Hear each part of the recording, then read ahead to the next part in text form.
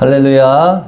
사랑하는 성도 여러분, 오늘은 성령 강림 후 11번째 주일이고 또 평화통일 주일입니다. 폭염의 날씨 가운데서도 하나님이 우리의 건강을 지켜주시고 오늘도 주일을 성수하며 은혜의 자리로 나아가게 하신 하나님께 감사와 영광을 돌립니다. 오늘도 주님이 주시는 말씀 통하여서 사랑하는 우리 모든 성도들의 심령 가운데에 그 말씀이 심겨지고 또 한 주를 살아갈 새 힘과 능력 얻는 귀하고 복된 시간이 될 수 있기를 주님의 이름으로 간절히 축원합니다. 오늘은 평화를 위해 교회가 있어야 할 자리라는 제목의 말씀으로 함께 은혜를 나누기 원합니다. 여러분, 평화를 좋아하시죠? 두 분만 대답해. 저희 아들이 평화인데 안 좋아하시나? 여러분, 평화를 좋아하시죠? 네. 가정이 평안하기를 원하고 교회가 평안하기를 원하고 또한 지역이, 나라가 평안하기를 우리는 원합니다. 분열과 다툼, 전쟁을 좋아하는 사람은 없습니다. 누구나 이 땅의 평화를 원하고 좋아합니다. 그런데 이상한 것은 모든 자가 평화를 좋아한다고 하는데 왜 이 땅의 전쟁은, 다툼은 끊이지 않을까요? 나라와 나라가 싸웁니다. 러시아와 우크라이나의 전쟁은 아직도 끝나지 않았습니다. 이스라엘과 팔레스타인의 전쟁은 계속되고 있습니다. 이란과 미국의 전쟁은 종결됐듯 하면서도 아직도 끝나지 않고 계속 이어집니다. 나라와 나라, 민족과 민족 계속해서 싸우는데 그 이유도 정치적, 경제적, 종교적인 이유로 계속해서 멈추지 않고 전쟁이 계속됩니다. 여러분, 작은 범위로 돌아와 보면 우리의 삶 가운데 마을에서도, 때로는 가정에서도, 심지어 교회에서도 사람들의 다툼과 갈등은 끊임없이 일어납니다. 모두가 평화를 말하고 원한다고 하지만 갈등과 다툼이 계속되는 이유는 내가 원하는 방식의 평화를 주장하기 때문이고 그 방식만을 고집하기 때문입니다. 내가 이기는 평화, 내 생각이 인정받는 평화, 내가 원하는 방식의 평화를 생각하며 정작 나는 아무것도 내려놓지 않으려, 지지 않으려고 합니다. 그런데 여러분, 사람이 생각하는 평화와 성경이 말하는 평화는 다릅니다. 성경이 말하는 평화는 힘센 사람이 약한 사람을 눌러서 조용하게 만드는 평화가 아닙니다. 문제가 있는데도 없는 척하는 것도 평화가 아니고 상처 입은 사람에게 참고 넘어가고 이해하고 다 덮어주는 것이 평화가 아닙니다. 성경의 원어인 평화는 샬롬입니다. 여러분, 샬롬은 단순히 싸움이 없는 상태가 아닙니다. 깨어진 관계가 회복되고 상처 입은 사람이 치유되고 억눌린 사람이 일으킴을 받으며 빼앗긴 사람이 제 몫을 다시 찾고 모든 생명이, 하나님 만든 모든 피조물이 온전히 살아나는 것이 평화입니다. 그렇게 하나님의 평화는 사랑이 있고 정의가 기준이 됩니다. 용서만 있는 것이 아니라 회개가 있습니다. 참고 인내하는 것만이 아니라 억눌리고 힘없는 자들의 신음소리에 귀를 기울입니다. 그래서 그들의 편에 서고 그들이 바르게 세워지는 것이 하나님 원하시는 진정한 평화입니다. 우리 민족은 오랜 세월 남과 북으로 갈라져 있습니다. 1945년 광복 이후 미국과 소련에 의해서 남북의 분단선이 그어지고 벌써 81년의 세월이 흘렀습니다. 전쟁은 멈췄지만 여전히 우리는 분단국가이고 정전국가입니다. 여전히 휴전선에는 철조망이 있고 우리 눈에 보이는 우리 민족의 땅이지만 갈 수 없고 여전히 우리의 군대는 젊은 청년들을 데려다 놓고 우리의 주적은 북한이라고 가르치고 있는 현실 가운데 있습니다. 그런데 여러분, 이것은 제도적, 법적으로만 나눠진 것이고 또한 물리적 철조망이 세워져 있는 것이지 그보다 더 무서운 것이 뭐냐? 사람들의 마음속에 세워진 철조망입니다. 두려움의 철조망, 미움의 철조망, 이념의 철조망, 상대를 적으로 여기고 그 철조망이 우리의 마음 깊은 곳에 세워져 있습니다. 여러분, 분단선은 남과 북 사이에만 있지 않습니다. 우리가 몸담고 살아가는 나의 삶의 공동체 안에도 이 선이 그어져 있습니다. 나의 생각과 다르다고, 나와 사상이 다르다고, 정치적 색깔이 다르다고 서로를 이해하려 하지 않고 서로의 말을 듣지 않고 선을 긋습니다. 오늘 우리는 평화 통일을 원한다고 합니다. 물론 통일을 위해 우리가 기도해야 합니다. 그러나 여러분, 통일을 위해 기도하기 전에 먼저 내 자신에게 물어야 합니다. 나는 마음에 어떤 선을 긋고 살아가고 있는가? 나는 누구에게 담을 쌓고 있는가? 나는 평화를 위해서, 하나님의 진정한 평화를 원한다고 하지만 이 세상을 살아가면서 그 평화를 위해 무엇을 포기하고 있는가? 오늘 말씀의 제목과 같이 오늘 교회는 평화를 위해 어디에 있어야 하는가? 오늘 우리가 본문의 말씀을 바탕으로 세 가지의 교훈을 함께 생각해 보기를 원합니다. 한번 따라해 봤으면 좋겠습니다. 교회는 막힌 담 앞에 서야 합니다. 여러분, 오늘 14절 말씀을 우리 한번 다 같이 다시 읽어봅니다. 14절 말씀입니다. 그는 우리의 화평이신지라 둘로 하나를 만드사 원수된 것 중간에 막힌 담을 자기 육체로 하시고. 여러분, 여기서 둘이라고 나옵니다. 여기서 둘이라는 것은 뭐냐면 유대인과 이방인을 말합니다. 당시 유대인과 이방인 사이는 매우 좋지 않았습니다. 유대인들은 자신들이 하나님의 선택받은 백성, 선민이라고 여겼습니다. 반대로 이방인은 뭐예요? 그 하나님의 언약의 약속 밖에 있는 사람들이라고 생각했어요. 하나님께서 주신 율법은 본래 이스라엘 백성들이 하나님의 백성답게 살도록 주신 말씀입니다.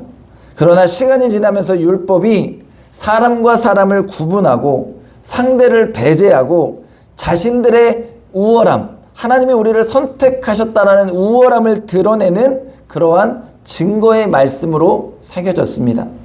유대인들은 이방인들을 부정한 사람으로 여겼고 그들과 상종하려 하지 않았습니다.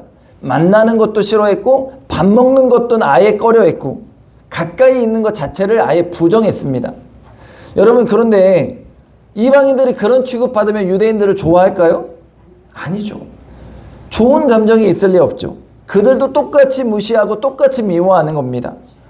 당시 여러분, 예루살렘 성전에는 실제로 담이 있었어요. 담이 있었는데 이 담이 뭐냐? 이방인들을 경계하는 담이에요. 야, 너희는 이 안쪽으로는 못 들어와. 하나님의 선민만 들어갈 수 있어. 성전 안쪽으로는 아예 들어갈 수 없게 담을 쌓아놓은 거예요. 그 성전의 담이 이렇게 말합니다. 너는 여기까지야.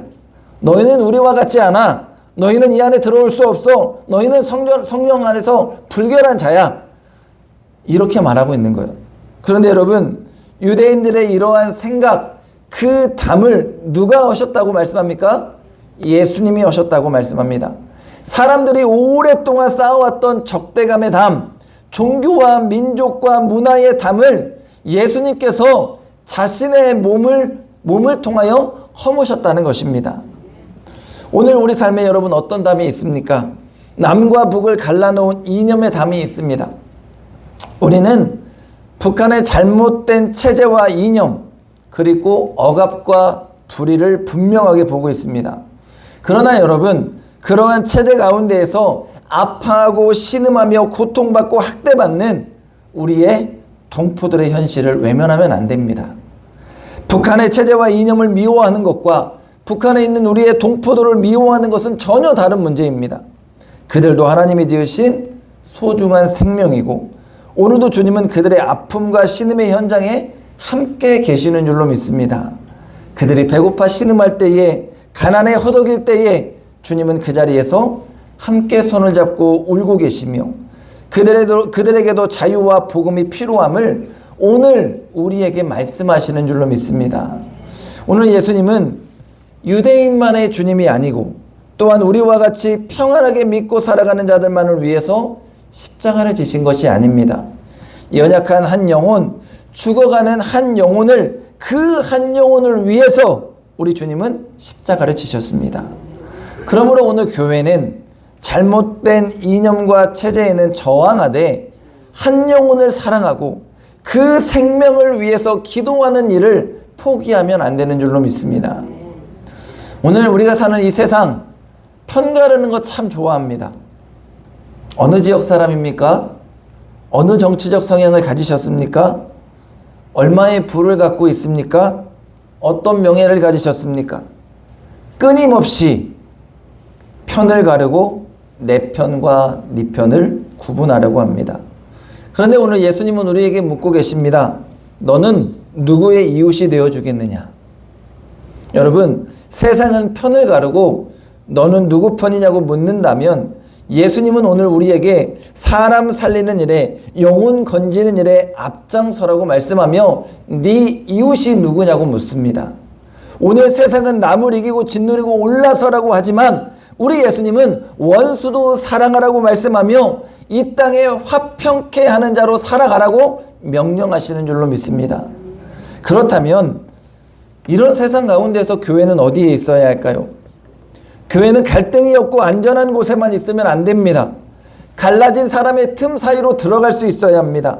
억눌린 사람들의 틈 사이로 교회가 들어갈 수 있어야 합니다. 그들의 편이 되어주고 그들의 힘이 되어주고 그들의 피난처와 안식처가 되어주며 때론 도움의 손길이, 때론 기도의 손길이, 때론 그들에게 사랑의 손길이 되어줄 수 있어야 합니다. 여러분 한번 문제 낼게요. 졸리시니까 한번 맞춰보세요.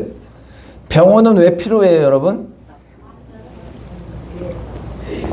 환자들, 아픈 사람들을 위해 필요합니다. 그럼 소방서는 왜 필요합니까? 불난 사람들, 급한 사람들을 위해서 필요합니다. 그럼 교회는 왜 필요할까요?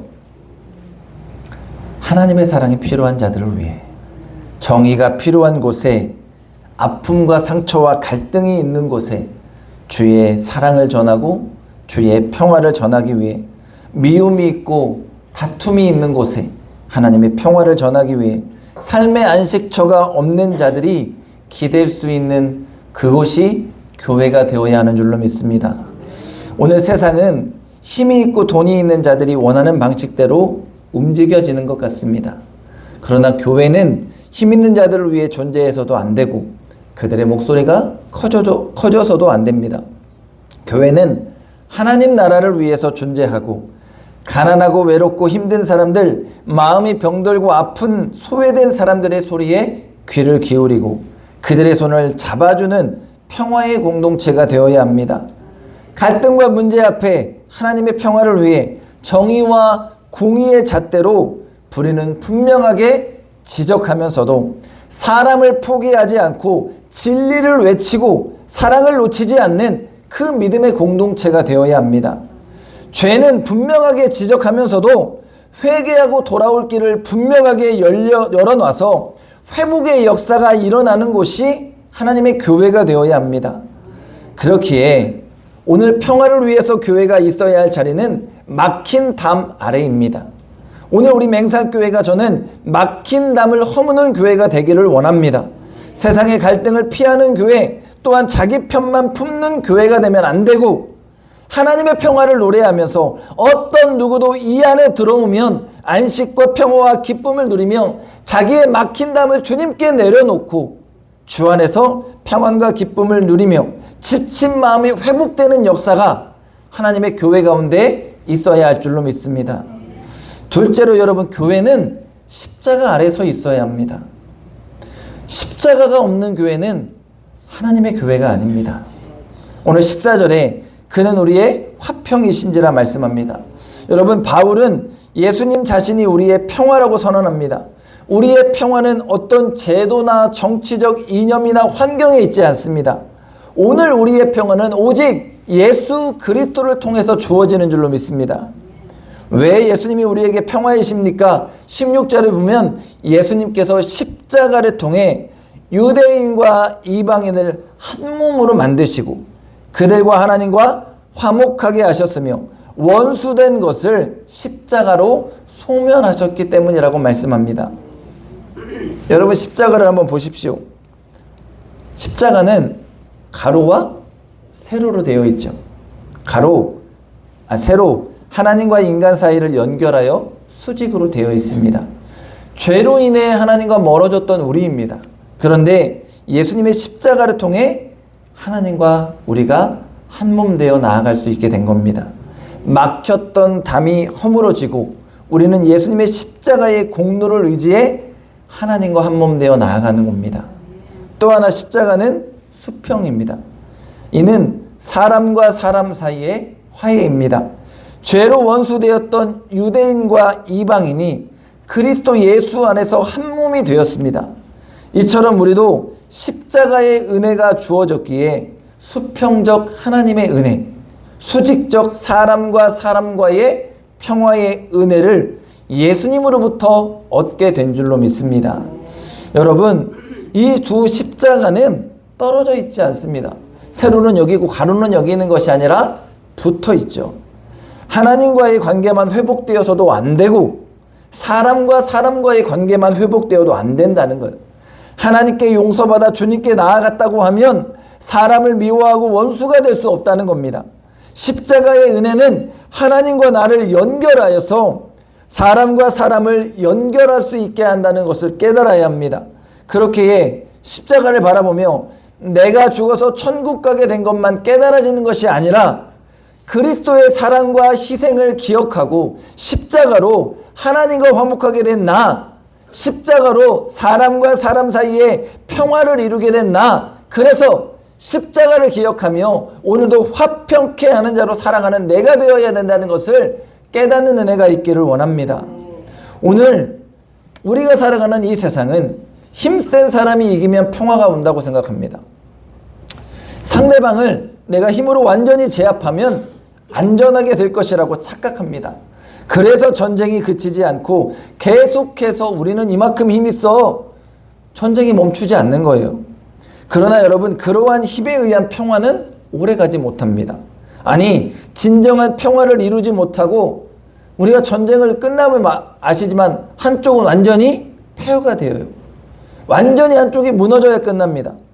억눌린 자들의 눈물과 아픔이 멈추지 않고 복수심은 불타오르게 되어 있어요. 그러나 예수님은 그 평화를 위해 자신이 죽었습니다. 네가 죽어야 평화가 이루어진다가 아니라 내가 죽어서 평화를 만드신 분이라고 우리에게 말씀합니다. 원수를 살리기 위해 자신을 기꺼이 내어주셨습니다. 이것이 바로 십자가의 방식입니다. 이것이 하나님 나라의 방식입니다. 오늘 하나님 나라는 힘있는 나라가 사람이 군림하는 것이 아닙니다. 왕 되신 주님이 한없이 낮아지시고 죽기까지 자신을 내어주셨다는 것을 기억하라는 것입니다. 그렇다면 믿는 우리는 이제 어떻게 살아가야 할까요? 자기 십자가를 지고 주님이 나를 따르라고 말씀하셨습니다. 내가 먼저 낮아질 수 있어야 되고, 내가 먼저 용서할 수 있어야 되고, 내가 먼저 손 내밀 수 있어야 되고, 내가 잘못한 것이 있다면 먼저 무릎 꿇고 용서를 구하는 그 믿음의 삶을 살아낼 수 있어야 합니다. 여러분, 신기한 것은 평화를 원한다고 우리는 말하지만, 관계의 회복을 원한다고 말하지만, 우리는 항상 누가 변화되기를 원해요? 상대방이 변화되기를 원해요. 네가 변화되어야 한다고 주장합니다. 저 사람이 손을 내밀면, 저 사람이 사과하면, 저 사람이 잘못을 인정하면 그때 나도 용서하겠다고 이해하겠다라고 말합니다. 그러나 여러분, 예수님은 먼저 우리를 찾아오셨습니다. 네가 먼저 용서를 구하라가 아니라 내가 먼저 용서해 줄게 하고 오신 거예요. 우리가 먼저 손 내민 것이 아니라 주님이 먼저 손 내밀어 우리를 향해 오신 것입니다. 그 은혜를 경험하고 살아가는 여러분, 손 내미는 삶을 살아가십시오. 용서 어렵습니다. 쉽지 않습니다. 그래서 우리에게는 내가 아닌 십자가가 필요합니다. 그 십자가의 은혜를 알기 때문에 십자가 안에 나를 드러낼 수 없고 나를 자랑할 수 없기 때문에 오늘 우리는 평화를 위해 용서하고 내려놓을 수 있는 자가 되는 것입니다. 여러분, 오늘 평화통일주의를 지키면서 남한에도 우리가 사는 이 대한민국에, 북한에도 이 십자가의 은혜가 필요합니다. 그 십자가의 은혜를 바로 깨달을 때에 이 민족이 하나 되는 역사가 일어나게 될 줄로 믿습니다. 셋째로 여러분, 교회는 하나님 나라의 공동체를 이루어야 합니다. 15절에 이방인과 유대인을 자기 안에서 한 세 사람으로 만드셔서 화평하게 하셨다고 말씀합니다. 여기서 여러분, 한 세 사람이라는 것은 유대인을 이방인으로 만든 게 아니고요, 이방인을 유대인으로 바꾼 것도 아닙니다. 어느 한쪽 힘 있는 자에 의해서 흡수된 것이 아니라 예수님을 통해서 새로운 하나님의 사람으로 만드셨다는 겁니다. 이것이 여러분 복음이고 이것이 오늘 교회 안에 있는 우리의 모습입니다. 여러분, 우리는 예수님 통해 새로운 사람이 된 줄로 믿습니다. 교회는 서로 다른 사람들이 모인 곳이에요. 그러나 우리는 그리스도 안에서 새롭게 되어서 하나님의 자녀가 되었습니다. 그러니 주님 안에 우리는 하나가 된 것입니다. 19절에 너희는 외인도 아니요 나그네도 아니요 오직 성도들과 동일한 시민으로 하나님의 권속. 누구 거다? 우리는 하나님 거라는 거예요. 이전에는 공동체 밖에 있는 자요 머물 곳이 없는 나그네였습니다. 그런데 예수님 만나고 예수님 안에서 하나님 나라의 시민, 하나님의 자녀, 우리는 한 가족이 되었다는 것입니다. 여러분, 교회는 건물만 하는 거 아닙니다. 서로 다르던 사람들이 그리스도 안에서 화해하고 연결되어 하나님이 거하시는 믿음의 공동체가 되는 것이 교회입니다. 오늘 저는 이 세상이 교회를 바라보면서 진정한 평화가 교회에 있음을 깨달을 수 있어야 된다고 믿습니다. 그러기 위해서는 위에서 우리가 함께 말씀을 나눈 것처럼 내가 먼저 다른 이의 아픔을 살펴주고 감싸고 이해하는 자가 되어야 하고 십자가의 은혜 아래 서로 먼저 용서하고 덮어주는 자가 될 수 있어야 합니다. 그때 세상은 교회 안에 예수님 말하는 평화를 발견하게 될 줄로 믿습니다. 저는 우리 맹산교회가 작은 천국 같은 곳이 되기를 간절히 소망합니다. 매일매일 기도하는 것이 그겁니다. 그런데 여러분, 우리 교회 작은 교회잖아요. 시골교회 작은 교회입니다. 그런데 여러분, 하나님 나라는 겨자씨와 같다고 했습니다. 겨자씨는 여러분 눈에 보이지 않습니다. 그러나 그 겨자씨와 같이 작은 것 안에는 엄청난 생명력이 담겨 있습니다. 내가 용서한다고 내가 바뀐다고 무엇이 바뀌나? 아니, 우리 교회 바뀐다고 뭐가 바뀌나? 여러분, 그렇게 생각하지 마시고 여러분의 작은 행동 하나가 나의 용서와 나의 순종과 나의 손내민 한 번이 이 민족의 현실도 이 사회의 현실도 바뀌게 할 수 있다라고 믿고 평화를 전하는 자로 이 땅을 살아가시기를 바랍니다. 한 사람이 순종할 때 가정이 바뀝니다. 여러분, 가정이 바뀔 때 교회가 바뀝니다. 교회가 바뀔 때 세상이 바뀝니다. 오늘 평화를 위해 교회가 서야 할 자리를 여러분 기억하십시오. 오늘도 막힌 담 아래 그들의 편이 되어주고 그들의 쉼과 안식처가 되어주어야 합니다.